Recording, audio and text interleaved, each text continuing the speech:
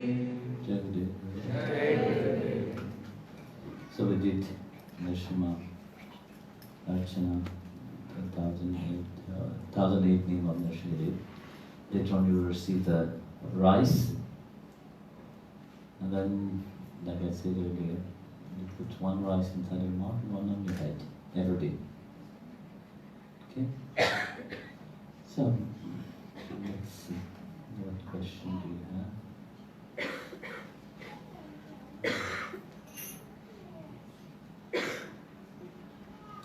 I feel that I do not do my prayer regularly. You feel, but you don't do your prayer. That's amazing. But I do all the seva, and most especially the seva that you give me. I'm doing the right thing. Well, you see, we can find many excuses for not doing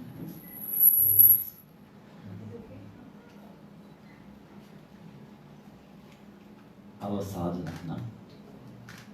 Yes or no? You are expert in that.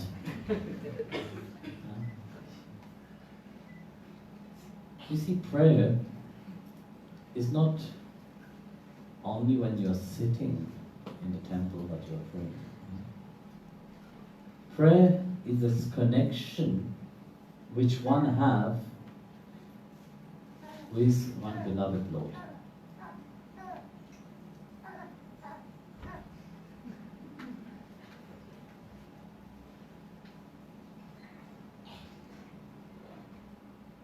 That's what is real prayer.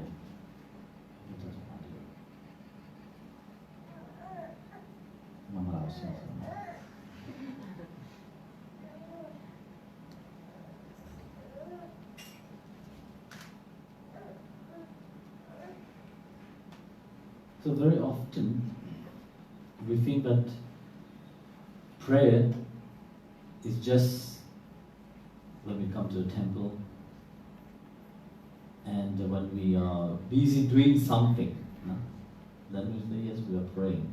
We are going to the temple, we are lighting an incense, we are lighting a lamp. He said, yes, I'm praying. But that's not the prayer which Bhagavan wants. Yeah.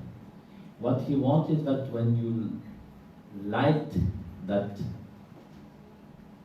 lamp of love inside of you, you know what the use of lighting a lamp and yet inside of you you have so much hate? That is prayer. People love to pray. You see here, especially in Mauritius, everybody, all religions, they all pray. Wherever you see them, they are always praying. Yes or no? They are all doing a show of praying only. And this is what people are very expert in it, doing a show of praying where their heart is not into that. And that is not prayer. Pray when you pour out your heart into whatever you're doing. And you know that Bhagavan is with you. And whatever you're doing for His sake. Not for your sake. Do you really pray for His sake? Answer me, one of you. Do you really pray for His sake? No, you pray for your own sake. Do you really love Him? No, you don't love Him. You love yourself more. Tomorrow God will say, Vishwananda will appear and tell you, okay, from now on, I will stop fulfilling all the wishes of everybody, whatever you are praying for, I will stop giving. Do you think you will still pray? Come on. Very few will say yes. Because very often people have this attitude that they pray because they want something from Him. He has become a businessman.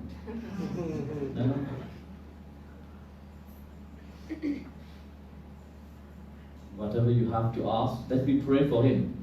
Make me pass my exam. You don't study. He will make you pass your exam. Make me have a good husband. Always give me the right lotto. 60 million, not even one. 60. How many of you have asked him, please make me get the lottery, I will give you a good donation? Many have that in their mind, no? If I get that, I will not forget you. This is this kind of prayer which people does, you know. And then when that is not fulfilled, oh, this God doesn't accept. Yeah. It's not the right. So, meaning that you love yourself more than you love Him. Then you call it prayer. Prayer is when you're abandoned. You know, you forget about what you offer Him for the sake of Him. Yeah. Not about yourself. Otherwise, you're just doing things. Continuously, you're just doing things, and the expectation grows, and then you become miserable and unhappy because that wishes is not being fulfilled. So understand truly that meaning of prayer. In prayer, you forget about yourself. You pray to Him for His sake. There was once a king who went to a master, a Japanese master. Of course, the Japanese master was showing everywhere, all the places. He showed each room and explained in detail what they do in this room. And again, the king would say, "What do you do in this room?" And he would say, "Yes, we do. We cook food. We bring it to the nice place where the monk will take the bath." And I said, "This is where the monk is." Said, "What do you do in this room?" They said, "Oh, this room we cook the food, and in this room, this is where the monks sit and eat." So like that, he was asking everywhere, "What do you do in this room?" So everywhere he was going, he was telling the same story. Now, what do you do? And in the middle of this monastery, there was a very beautiful building. And the king said, "What do you do in this building?" So the monk, the head monk, didn't answer him, tried to change the subject, and he showed him other things, brought him to divert his mind, brought him to other places, you know. But you see, when such curiosity inside of your mind is what is in that big building, which is in the middle of the ashram itself, so the king started getting frustrated. He said, "Why are you trying to change the subject, you know? I want to know, what do you do in this building?" So he was getting angry. So the priest, the head monk, said, "Look, king, in that building, we don't do anything. You are asking continuously what we do. So, in my perception, I was telling you, I was bringing you to all the places, but we do something. And in that big building, why do you say you don't do anything?" Then he said, "Because in that building is our temple. We meditate in that temple." So then he explained to me, meditation is not something that you do. It is something that is natural to your state. So everything that implies something that you're doing, which means an effort from your side,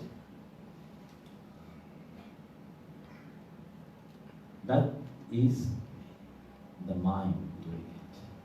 So when the mind is active, even in your prayer, it is not natural. Because it is based on a business that you are doing with him. So then you will get frustrated, you will get angry, you will lose your peace of mind. How many people have had that same state like that? Many people. So that's why you have to understand, prayer is not that. Even when later on you will come and bring your lamp, I hope you brought your lamp, you are offering to the Lord, not for your sake, but for His sake, but your bhakti inside towards Him may increase. So that is prayer. And prayer is everything that you do with an attitude of remembering Him. Prayer is not just when you come here you remember Him, or when you go in front of your altar at home you remember Him. No, that's not prayer. Prayer is this relationship that He becomes part in everything that you do in life. You sit, you know that He is with you. You're eating, you know that He is with you. You like to do shopping, you know that He also is with you. You like to do seva, know that He is also with you doing seva. So that is the attitude which a devotee should have about prayer.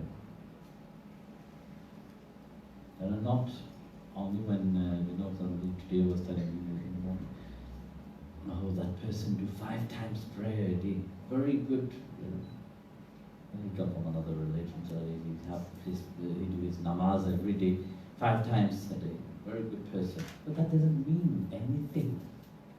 You may kneel the whole day on your knees. Doesn't mean that you will become a good Christian. You can do the namaz 5 times a day, even 100 times a day. Doesn't mean that you will become a good Muslim. You may go to temple, bang your head on the pavement, in front of the that doesn't mean that you're a good Hindu. If you're not a better human being, if all these things doesn't make you a better human being, you're useless completely. All your prayer becomes useless. And that prayer don't even reach the shadow of the Lord's feet. Forget about reaching Him, even the shadow itself doesn't even touch like that. And yet people think they're praying. It's just a show. If they will pray truly, they will have the vision of Him straight away. And it don't take much. It takes that sincerity, truly, where you long for Him. One time. And that prayer.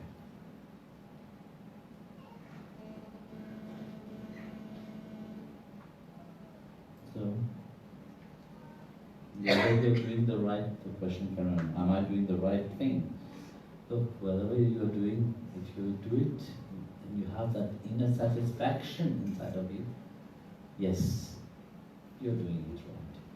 But if you are doing something you have doubt inside of you, then you're not doing it right. So that polarity also must be there, that conviction must be there inside of you. If you don't do, you're doing something, you don't have any clear conviction inside of you, what are you doing? You're wasting your time.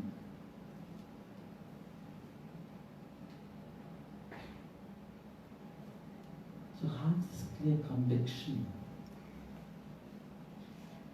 inside of you.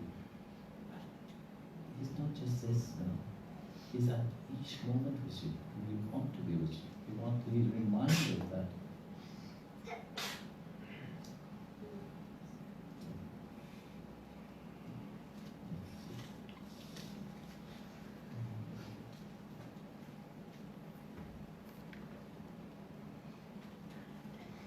What happened the moment we die?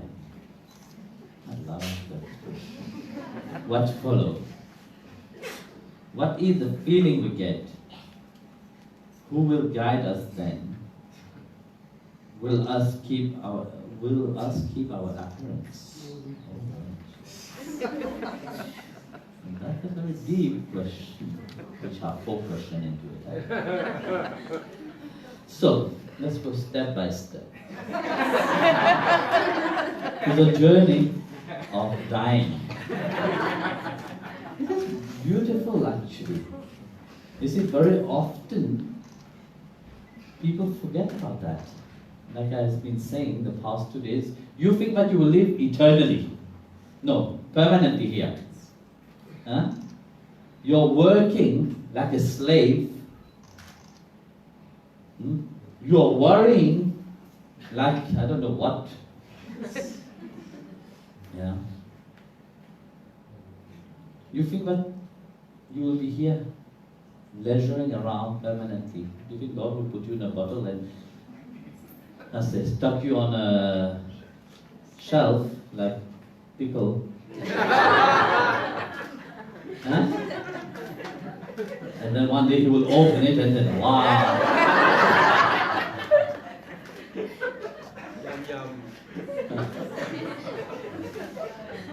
No, dear.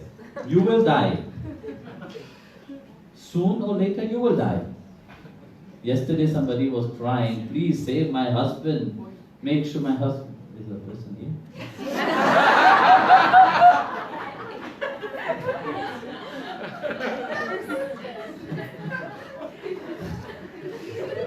Please, make my husband die after me.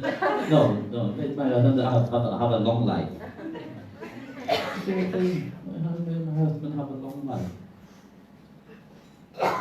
Poor husband, probably is crying inside. Don't fulfill that wish.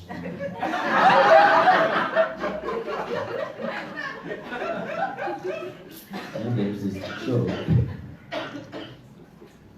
A man was sitting and crying on in the cemetery. Yeah. You know, and said, "Why have you gone? Why did you die? Why did you die? Why did you die? Why did you die?" So there was another man next to him, and that man was thinking, that man must be very dear to him. He didn't cry like that, you know. And he came to pacify him and said, "This man must be a very special person for you to cry like that. Why did you die? Why did you die?" I said, "Who is he?" He said, "That was my wife's first husband."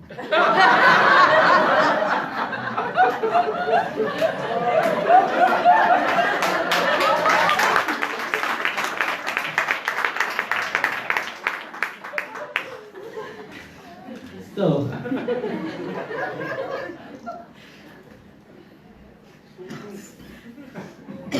coming to the question.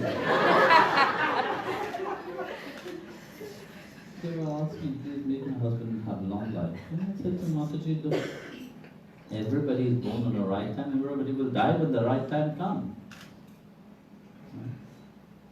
Crossing that time, you will not be happy. You will be miserable. It's not that I can't change that, I can. I did it for my grandma. She also was very crying. I don't want to die, I don't want to die. I said, fine. You don't want to die? Don't die. How was her life afterwards? She was miserable. So, what happened when you die? Very many have not noticed. In the physical itself, when you're ready to die, you have that feeling. You know it. Except if you are very... If you have a Zambalak nose.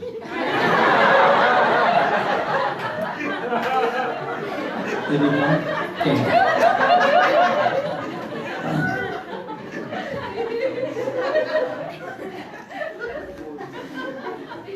Then you know it's time to live. Except if you do plastic surgery.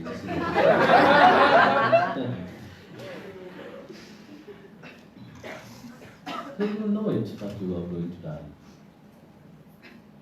Also, this happened also when there is an accident. Very often people who will died in an accident, they know it already. In the morning they will say bye-bye in a very different way. And they will know that they will not come back. So, when your soul leaves the body,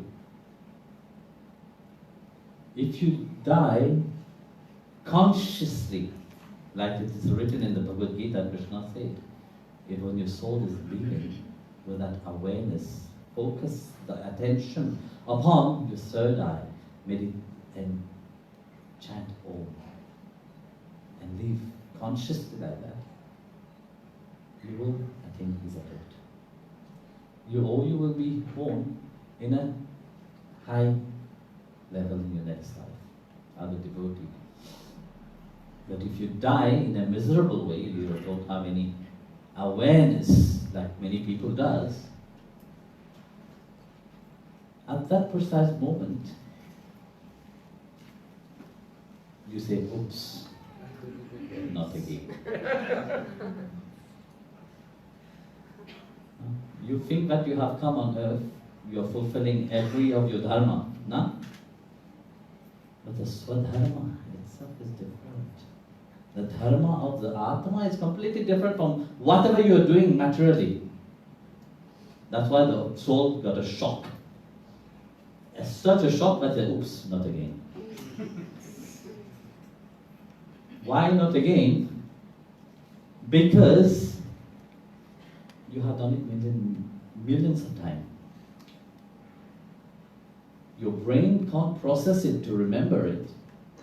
But your Atma, in the consciousness of your Atma, remember that. That's why I said, oops, didn't make it.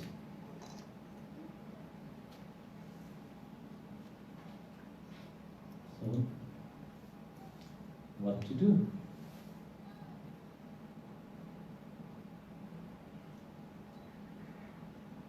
You get either frustrated or you move on.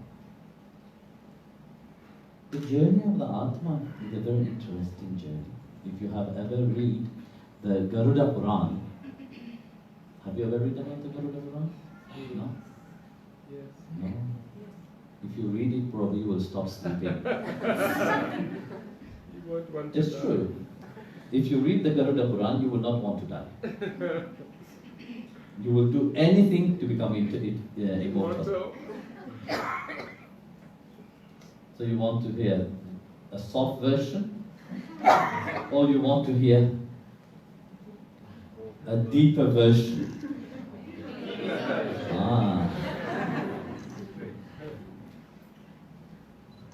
So in soft version, they will tell you, yes, you died. Whatever your karma will bring you wherever you have to be. Either you go to heaven or you go to hell. This is also part of our culture. We do have hells also, but we don't have only one hell. We have a multitude of them. And we have a multitude of heavens as well. Because look, if you have done a little mistake, a little sin, why would you go and burn in the same hell which other people are burning for eternity there? So God is so merciful. We say God is merciful, but yet He takes you and puts you in an eternal fire. No, it's not God which is putting you there. You put yourself. Nobody is responsible for your karma. You are fully responsible for your karma. Life, as you are here, you have work. Either you have punya or you have papa. So this is the balance of life. So if you have enough punya, if you have done good in this life, you will go to different kind of heavens. But if you have done papa, you will go to different kinds of hell, according to how deep is your sin. So when you go to heaven, I'm giving you a subversion right now. When you go to heaven, it's like Indra come and give you a credit card. So in that credit card, all your punyas, all your merits are in it. And he will show you all the nice places where you can expand your merits. So once the merit is finished, you come back here. You have to still work, no? And the same thing for vice versa, for hell. You have some credit. Your papa card. Yeah. You go down for a short holiday, wherever it is. And then either they will fry you or not. You know, all the animal you have been eaten, they will come and haunt you, torture you. Yeah, because this is karma. You have karma toward them. Who permit you to take their life? Do you have power to give life to them? Then who gave you the permission to take their life? So they will come and torture you because you have done papam to them. So either to that, you will, after you finish getting roasted well, you come back here again, work. But according to Gita, Lord Krishna explained, if you have good punya, if you have done something good, you will be born again in a good womb. But if you have done sin, you will be born in a sinful. That doesn't mean that you can't be saved. In any life, He always allowed everybody to be saved. And this is the mercy of the Lord Himself. Even those which are sinful, He loved them all dearly. Bhagavad Gita, chapter 4, verse 29. He said, I'm equal to everybody. Now, I don't have hate or love. Both are equal to me. But, He explicitly said, to my devotees, those who worship me with single point of minded devotion, I reveal myself to them. So these souls which He revealed Himself to them are very rare. Because that bhakti, that devotion must sprout inside of their heart. So the devotee goes in a different place. The devotee goes to the feet of Sri Narayana. That's what you said, no? Those who surrender, they are sure the place at His feet. But that doesn't mean that you should just say, okay, you take it for granted. So when somebody died, the moment your Atma leaves your body, you are still there. You are witnessing everything, what is happening around you. You see it. Because very often, those who are prepared to die, they know they have left the body. But very often, the Atma goes into a shock state, but they don't know whether they have died or still alive. So they're in a confused state. So they are still around. So it takes them at least 3 days to realize that they are dead.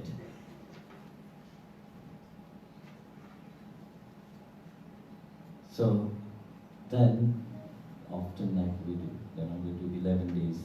So for 11 days, according to Garuda Puran, 11 days, the soul is around. So the soul is around there. Don't think that they have left.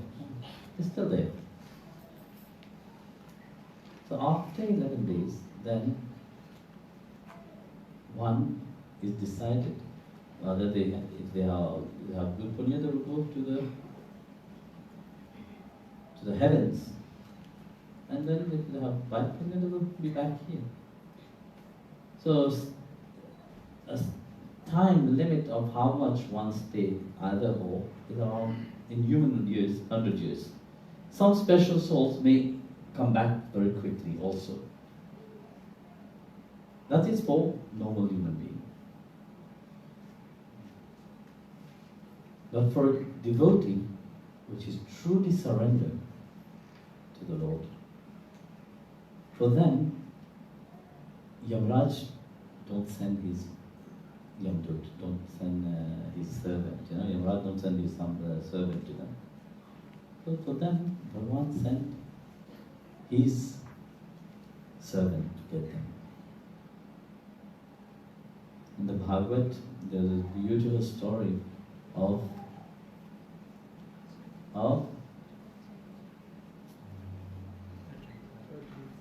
Ashwin. You heard about it? No? I told it so many times. Even last time I was telling this story. But Ajmer was a very sad. At the beginning he was good. But later on, greed corrupted him. He became very greedy. He wanted to have more and more and more. And for that, when you want to become greedy, you will do anything to gain more, no? What will you do? You will start cheating. So that's what he was doing. He was torturing people and taking things from them. So to his good luck, maybe from previous lives, he had named his son Govind. So as he was dying, he called his son Govind, and then he had a heart attack and died.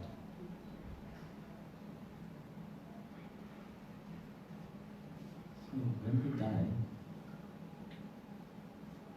because he had called Govind, the messenger of Vishwananda came. At the same time, the messenger of Yamraj also came. So the messenger of Yamraj started discussing. The messenger of Narayana said, "Why are you here?" I said, "But this man is the most cruel person. You don't have any good punya. We have come to get him to bring him to hell." Then they said, "No, that's not possible. Because, as it is said, that taking the name of the Lord erased all the sin. And he have taken the name of Govind and he died." And Yamraj, the dude of Yamraj said, No. He was not calling for Govind, the Lord. He's not calling Govinda. He was calling his son. But it doesn't matter. Through his good luck, that son's name was Govind. But Govind is the Lord's name, which can save somebody and purify everybody. So a big discussion starts happening. Meanwhile, that time passed. The Atma went back again into the body. Nobody decided where the Atma will go. So he went back again. Ajmer, wake up. I have to change. He didn't say, I will try to change. He didn't say, I must change. I have to change. So he woke up from that moment because he could remember everything what he went through. So for a bhakta, after the life when he have given everything back, he have become really dedicated into the service of the Lord. At the end of his second birth, let's say, Bhagavan sent his other to get him. So they came and put him in a beautiful chariot. Yeah, put him in a beautiful chariot and took him to Vaikuntha.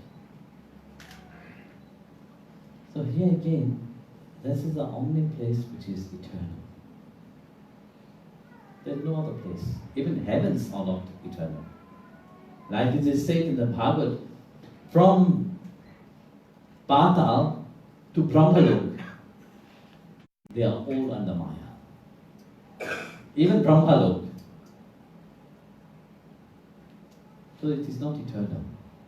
So you go there, to your good punya, you go there for a short term holiday, finish your bank account there and come back. So like that, you have done already millions of life like that.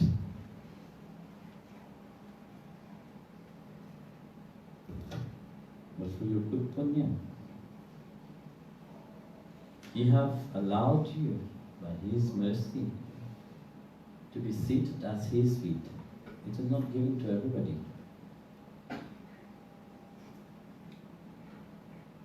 So, coming to the second thing of this question, okay? What is the feeling one gets? Like I said, the feeling varies. If that more precise moment you realize, if you have done, your life is rubbish or not. Or again, you are in the cycle of birth and death again. Because opportunity in life, God always gives to attain Him. But you have to be wise. So, for those devotees who have taken shelter to His feet, who have given their life to Him, their life belongs only to Him. For them, their feeling is bliss. And with that feeling of bliss, like I said, the third one, who will guide us?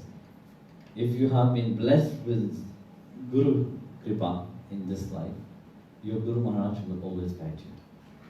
Guru Maharaj is not only here physically, also in the other side the Guru Maharaj is. So the Guru will guide you.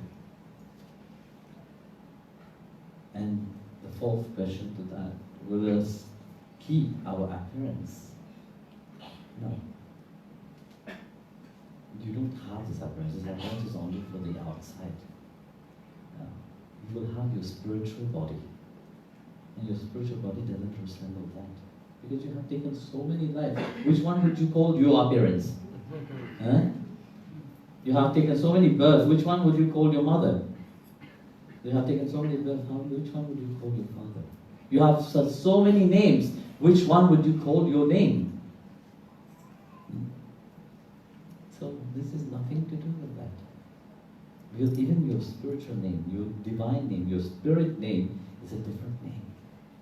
And that name, if you know that name, even nature can to that name. That's why that name is not revealed to any human mind. So even your appearance, you will have a spiritual body. Your spiritual body doesn't resemble like this. Don't think that you will go to heaven, you will see me like this sitting there. I was looking for my Gurudev somewhere here. Did you find him? It's a different, completely different aspect. You will recognize instantly, because through that connection, to that relationship, you will know it. But if you go and try to look for somebody who resembles your parents or your mother, your father, whatever, no, this is just stories they tell you to make you feel happy. You know, they tell you stories, yes, after you die, you will meet your father, you will meet your mother, you will meet your grandfather, your grandmother. Probably in this life you never had a good life with them. Why would you go there and meet them? If you have a good life, you will be happy to meet them. If you have a good life here, why would you go and meet them? Yeah? Boring, no? Your soul is individual, complete individual. You have karma only now. Either you are building your karma or you are finishing your karma. If you understand this two game of making more karma and reducing karma, you will not be in that game of life. You will all do everything to attain your Atma, who you are truly. And that who you are truly, you can attain it even being alive. You can have that realization.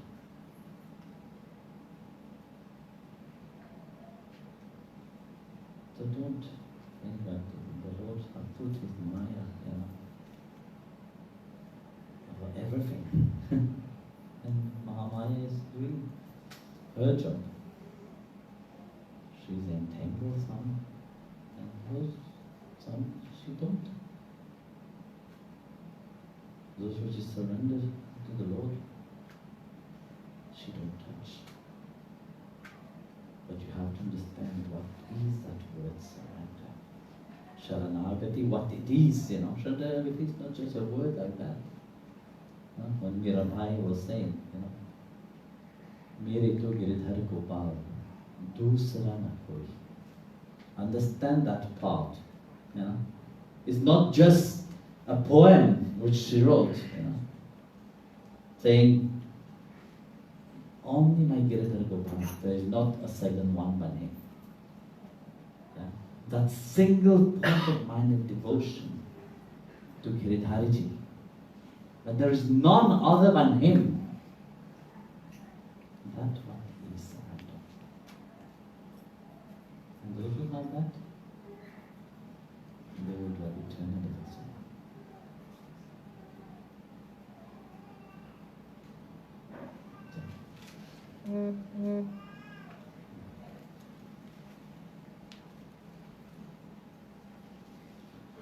How to overcome fear? Firstly, if you want to overcome fear, you have to know what is making you fearful. Because fear have many factors into it. Now, some people have fear, like we were just talking of dying.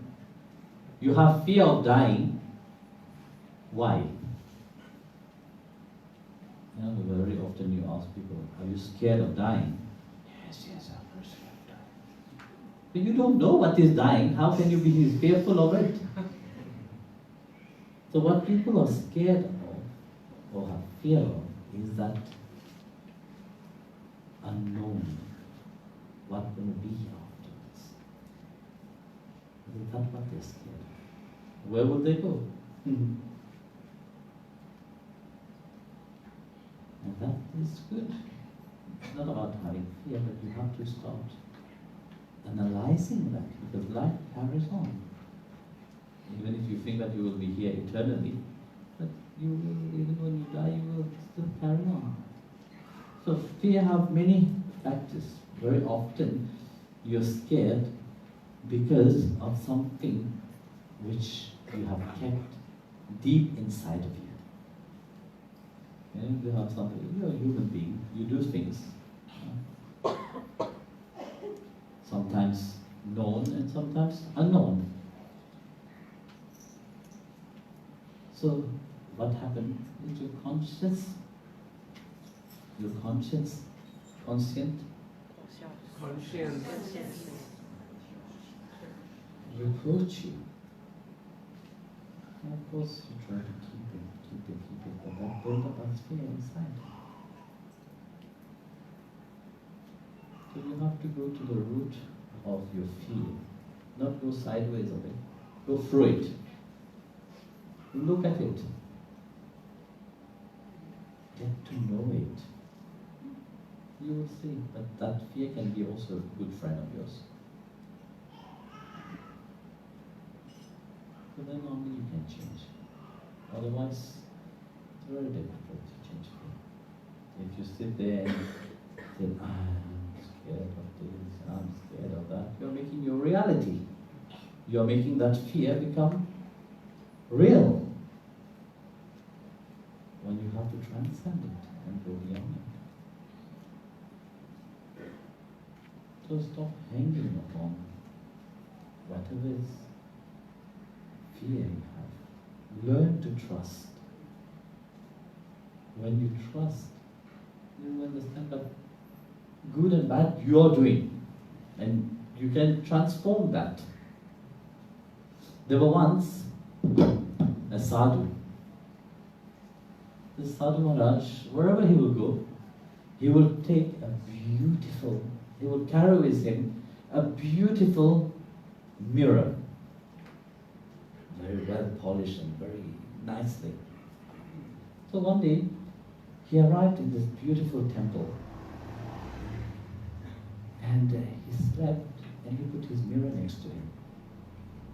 So one man was looking and said, this is a sadhu that already renounced everything, you know. Why is he carrying a mirror with him? Maybe he's not a real sadhu. He likes to look at himself, how beautiful he look. So then he said, no, it can't be. There must be something deeper into that. No? If a sadhu is taking something, it must be deeper. It can't just be random like that. So what he did, he took courage and asked, Maharaj, I have something to ask you. I've noticed that you're carrying a mirror with you, and my mind has become very agitated. You know, when I look at the mirror, all kind of thoughts went through my head. But please, I don't want to have any doubt. Please help me. And that moment, the sadhu smiled, took the mirror, and he said, whenever I am worrying, I look at the mirror and I say to myself, you have done that. And the second time when I look at it, I said, you have the solution. So it's a constant reminding that you are doing so many things which you like to blame others for, when in reality, you are responsible for that. If you don't start looking at that and start changing it, you will suffer, you will be miserable, you will be unhappy. So start looking at yourself. Even the fear itself, you will understand only when you start observing yourself.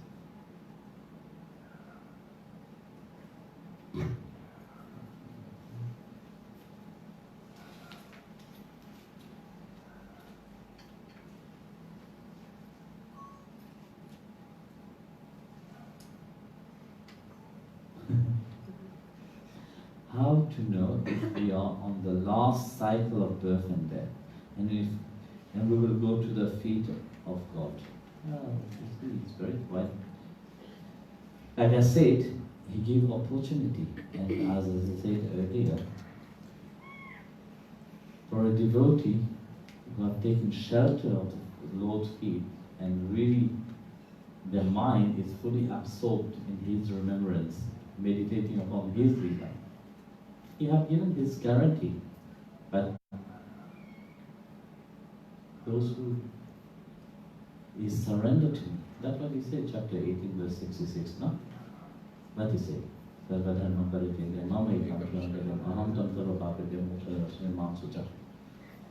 He said that whoever has surrendered to me, I'll take care of them. I will wash away all the sins of all life. And it will, at the end of the life, this is not just a simple promise which He has given. That's why I said earlier, understand that word surrender. If you understand the word surrender itself, then that will be your last life. Otherwise, the next life you will be born again as a devotee, because He will never let you down. Whatever you do spiritually, you will carry it with you. You will grow with it, because even being here is not just happen randomly. It doesn't happen in one life itself. But just come that what you're being on the spiritual path, just do you think it happen randomly like that? No, it doesn't happen randomly like that. Through lives, you have worked for that. Do you think you're going to hurt His name just like that? No, it doesn't just happen like that. That grace which He have given you is amazing. If you know the secret of His name, what that name holds, you will be free. When you read the Bhagavad Gita, He has explained everything. When He's talking to Arjuna, He was not talking to Arjuna, He's talking to every generation onward. What it is to surrender. What is life itself. But very few understand that.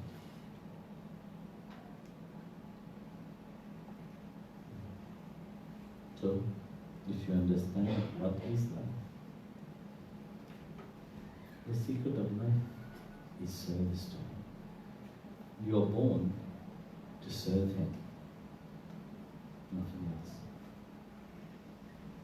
But you serve your desire, you serve your ego, you serve your pride. Then it is not possible. Because that two things is opposed to each another. The ego will put you one way, surrender will put you one other way.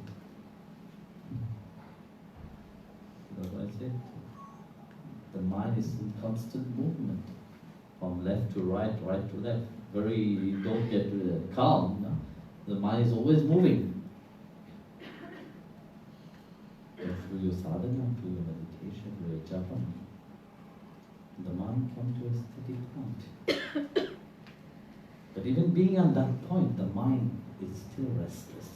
Because the mind wants to observe the movement still.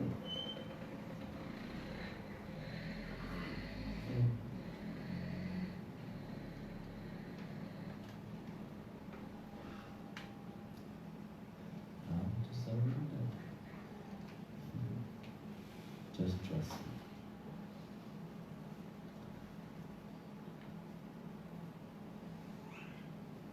How do deceased one communicate with us?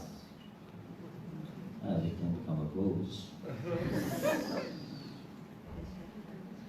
And communicate with you. Because it depends, you see, like I have said earlier when we were talking about that question. Those who is free, of course they gone. They will go on to their journey of life itself. But those who have not died in a peaceful way, then they were still hanging around. What they want to be free, like everybody.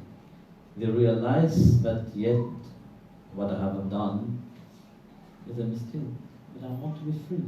Who can free them? Can you free them? You don't have that power to free them. This is where the power of prayer comes. Then you address, not for your sake, but for their sake. That's why in our culture, in the Hindu culture I'm talking about, we have prayer, which is a reminder that yes, this soul needs this prayer. It's not for us, but for them. Every year for Pitrapaksh, for 2 weeks, they are reminded. No? You remember your great-grandfather, which you have met before, your ancestors, but you have this gratitude because, you see, through being born in their lineage, it has allowed you to free yourself from the karma that you have from them. So this gratitude, that you honor them. So they have been born probably many times, but still you are saying, oh yes, but that is the intention that you set. Even Krishna did it.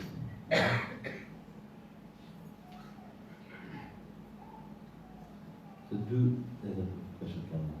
Do they know my feeling and intention? Well, when they are dead, they will not bother about you.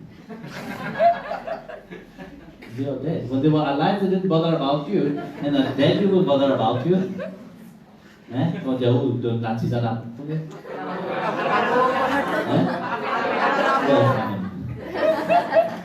Đường apa nama tu nak cizan?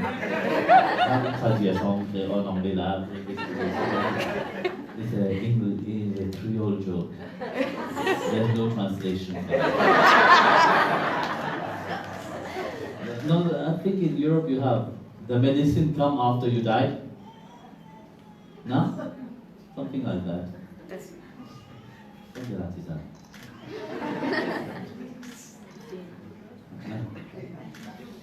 So, if you want really to have feeling and intention, do it when the person is still alive, you know. You can care for the people more when they are alive than when they are dead. You know, afterwards you will see people putting lots of, food on the flower on the tomb. You know, food on the tomb. Vivant kan donner manger. L'amour, vous avez mangé après, vous avez la femme. Manger. Les autres, moi, ils pourraient sur la bouche, mais how would you do that? Now, when the person was alive, he didn't give them food. He never brought a flower to them. You are always saying, where are you? Fighting with that. And then when they're dead,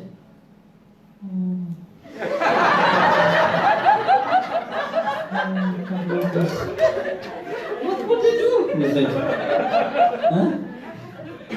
Answer. They don't need it.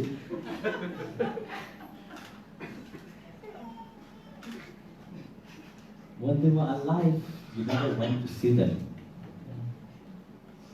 And then when they died, you sit and cry, hypocrites. And that also, you cry only for 1 month. Nothing you say about. You know, there was this beautiful story of Sant, what is his name? Who had his wife.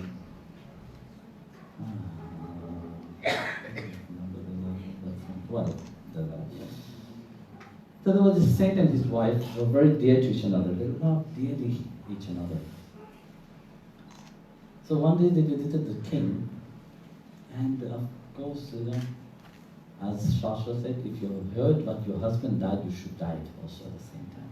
That much love if you have for your husband, it must happen. Do you have? It's a trading problem right now. So, that saint was staying in the palace with the king. And that morning, the king went hunting. And he took the saint with him, said, come with me, let's go. And they went hunting. So the queen wanted to test how faithful is that wife. So what she did, she sent a messenger, said, listen, tell something.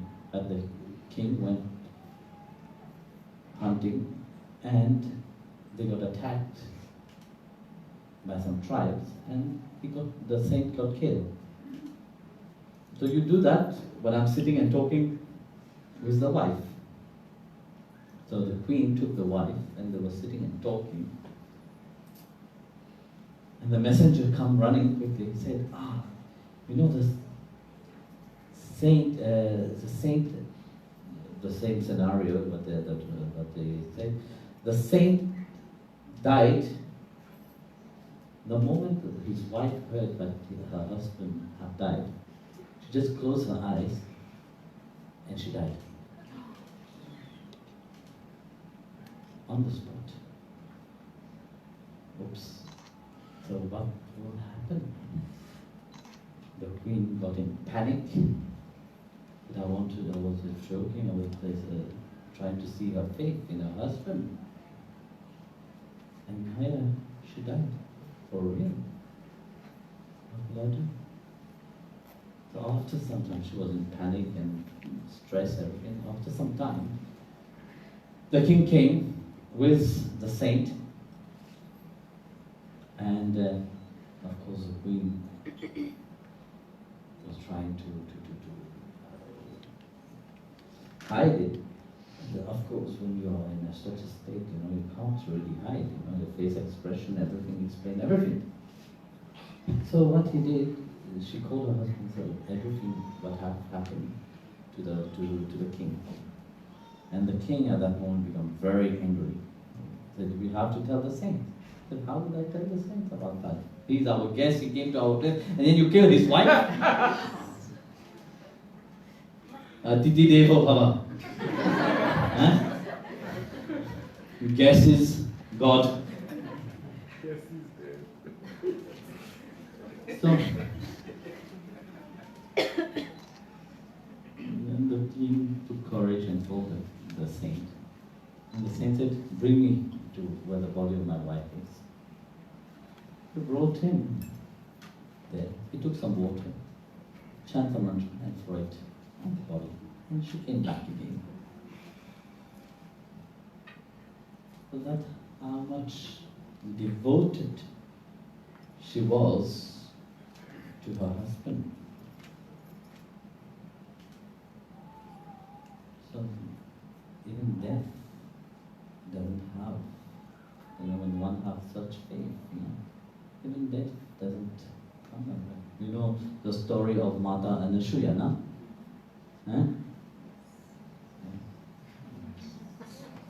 Should educate yourself a little bit, Mata Anasuya was the mother of Dattatreya. You know who is Dattatreya? So if you want to know, you can read the story, beautiful story. And her devotion was for whom? Only to her husband. And her mantra was Patipameshwaraya Namaha. All the married women start chanting.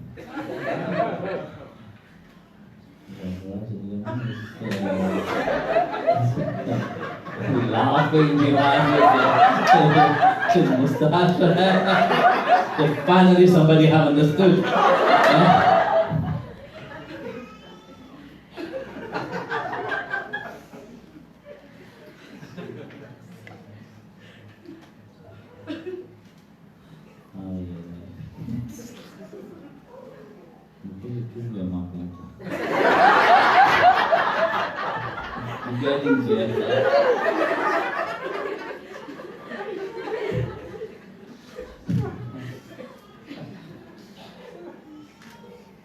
Wow, you all have death. Well, the next death question. How different is the death experience of one who died normally and the one who commits suicide? Very much different. The one who died normally, they go through the normal process of dying.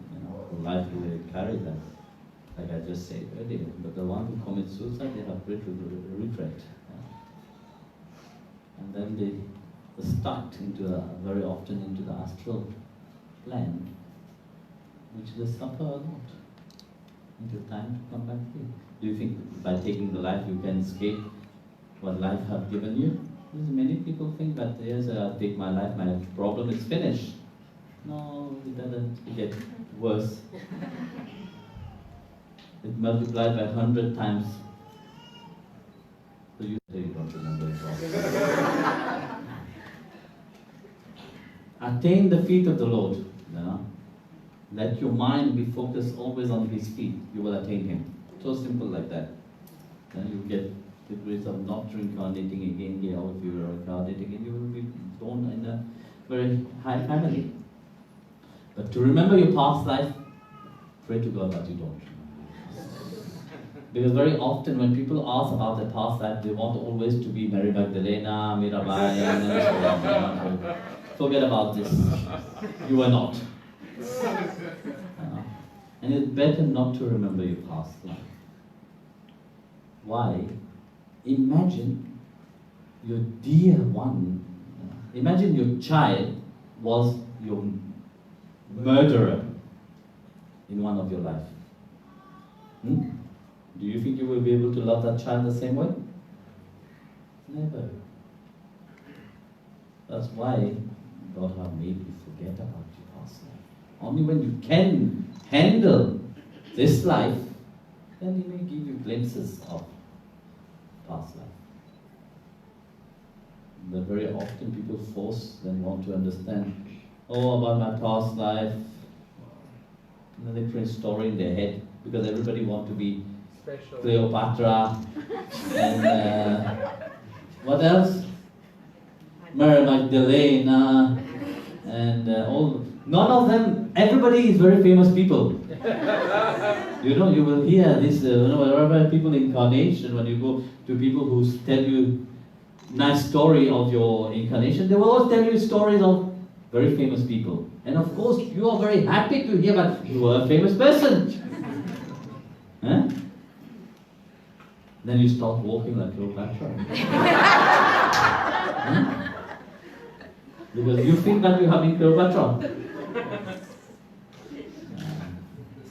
You can't even handle this life. You want to handle other lives?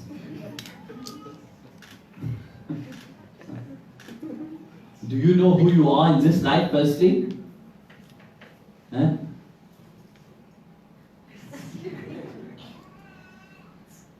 Hello? I know. I know all my life. 127 life only I have taken. I know all of them. Not like you all. Some of you have taken millions of life. How would you remember? Huh? Don't go into this delusion of knowing one past life. Get to know who you are in this life. Once you get to know who you are in this life, you will be the most happiest person. If you know who you were in your past life, you can't handle who you were in your past life, you go for the most worst, the most terrible, you will be the most miserable person. I know it is fancy. Yeah. But very often past life can be very cruel. And which life would you remember? For sure, as you're very drawn towards negativity, you will not remember your good life. You will remember the worst life. Time to time I told to the Swamis, I revealed to them those devotees which is very close to me. Why they are close to me? Because they are in the chain of spiritual growth. Because you don't go to the Guru just like that. There were many, often there were great saints also. But yet they have not fully attained. Oh, they wanted so much to come back. They come back. So sometimes I do reveal to them. But it's clear, you can see clearly. Because you see, from your past life you carry certain resemblance in character, in mannerism, the way you look. Very often you keep the same characteristic. So that they bring back again. The last initiation for Guruji. He shows me one initiate's past life. It was so clear. Two initiates previous births. It's very easy to see if you have the eyes to see. You have to know how to look.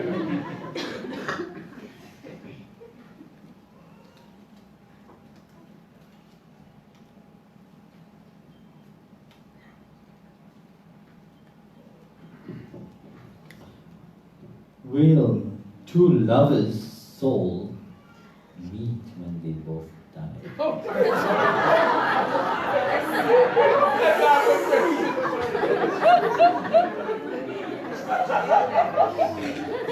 If it is a case, how will their meeting be?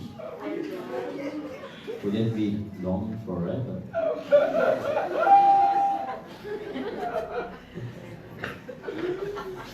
Maurícias are very romantic.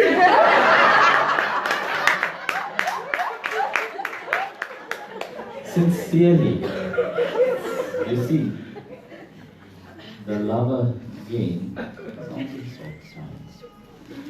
And a year, 2 years. When you become normality, you don't enjoy it anymore. You want that to become eternal? When you have misunderstood what is love.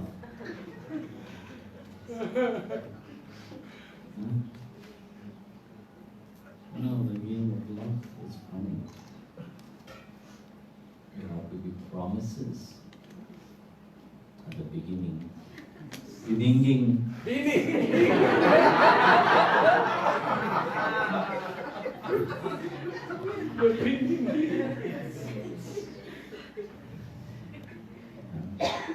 How long does it last? Sincerely.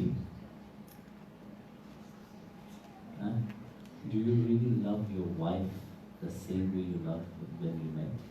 If you have the love relationship. No, you don't. Even as much as you can say yes, you love your wife or you love your husband so dearly, you don't. You will lie to yourself if you say yes, you do. Yes or no? It is like that. It's just a reality.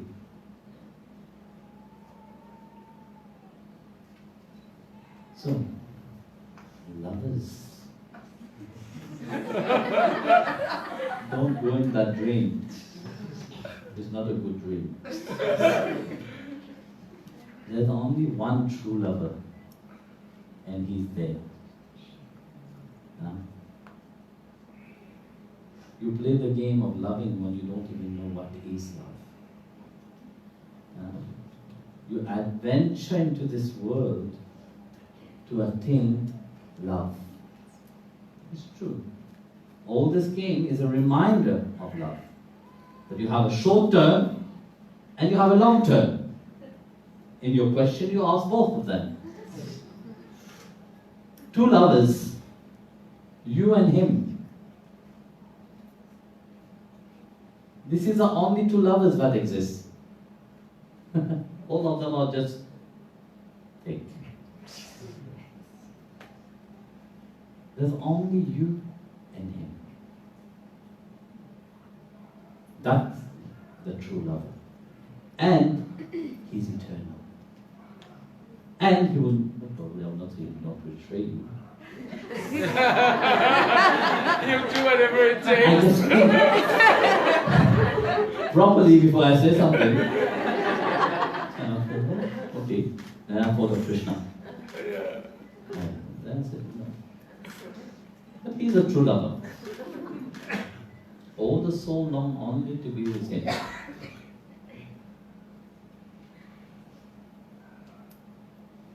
So when two lovers meet, two lovers have meet. It is you and him. When that love connect, you will forever be together. That I assure you. And he also gave his assurance for that. You see, that nobody want to hear. What kind of lover you want? You want a lover to fulfill your wishes? Oh, he will. He do fulfill a lot of wishes. All your desire, he fulfill. In your mind, for sure, right now you are thinking of many kind of desires.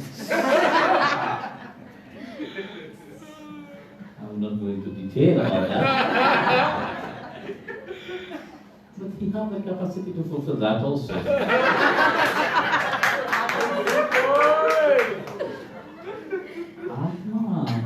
Paramahamsa.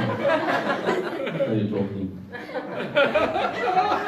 Is bliss?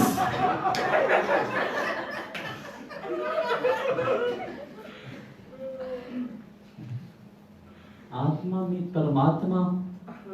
Only Sachidananda will stay, only eternal bliss will be. What are you thinking about?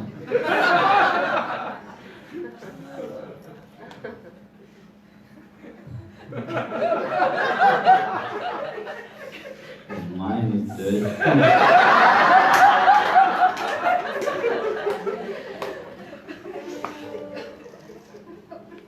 Have you ever read the poem of Mirabai? Have you? When she wrote in a very erotic way about Giridhariji. The lover is expressing that this is not the physical. It is the Atma expressing herself to him. Here I am using the Atma as her. Because only Purusha is Narayana. Prakriti is feminine. Understand that. Everything that is created, it is feminine.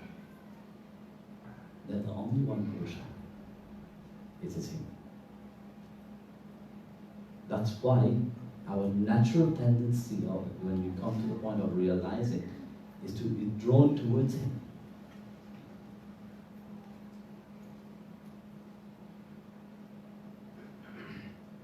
But that, I know you're not talking about that. You're talking about something else.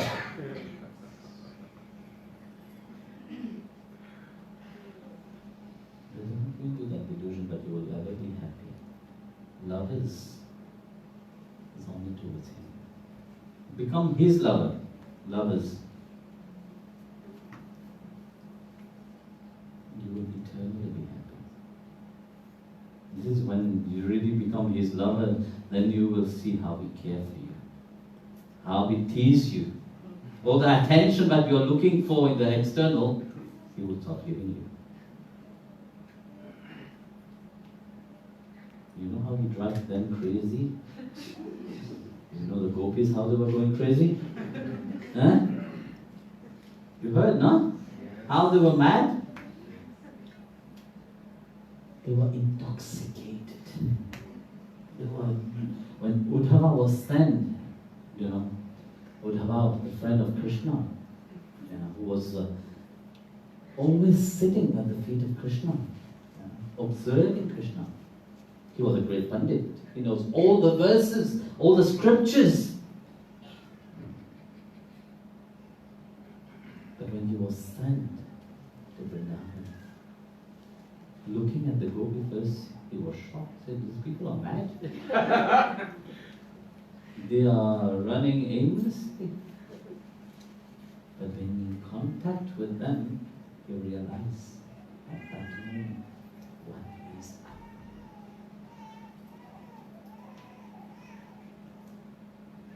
This gopis was crazy. What do you think? Who this gopi was? They were just cow shepherdess. No? They were simple village girl, but with great determination to have Krishna. That's what they aim. Why do you think all the scriptures praise them? Huh? How do you think that their song have become a liberator? Have become the heart of Bhagavad itself?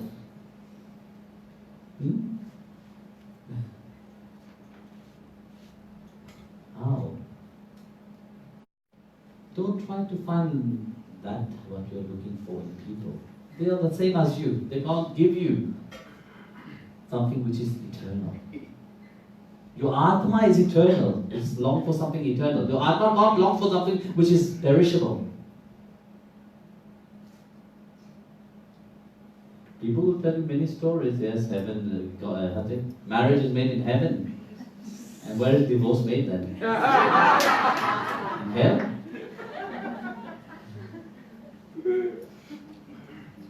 This is the whole story to make you please happy.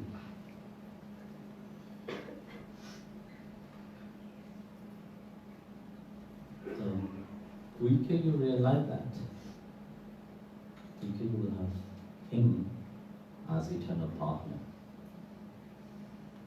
How many want Him?